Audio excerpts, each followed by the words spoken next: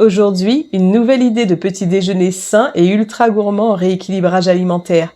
Un porridge coco-framboise crémeux et bien rassasiant. Il s'inscrit dans la série des recettes anti-inflammatoires et à index glycémique bas grâce à sa faible teneur en sucre.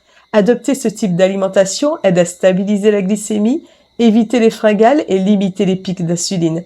C'est aussi un vrai soutien contre l'inflammation chronique, souvent liée à la fatigue, la prise de poids et certains troubles métaboliques. Pour commencer, je prends un bocal. Tu peux aussi utiliser un bol.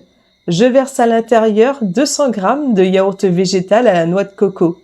J'ai choisi celui de la marque Alpro, il est faible en sucre et en acides gras saturés. J'ajoute 2 cuillères à soupe de graines de chia. Elles sont riches en fibres, source de protéines et renferment des oméga 3. Pour les becs sucrés, on peut ajouter 1 cuillère à café de sirop d'agave sans crainte de faire flamber sa glycémie, mais ça reste facultatif.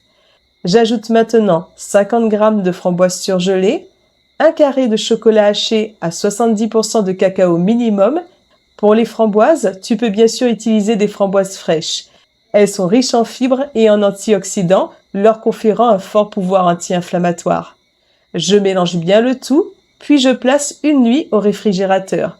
Les graines de chia vont former un gel, apportant ainsi une texture et du crémeux à la préparation. Le lendemain, comme tu peux le voir, le résultat est parfait. Le porridge a une magnifique tenue.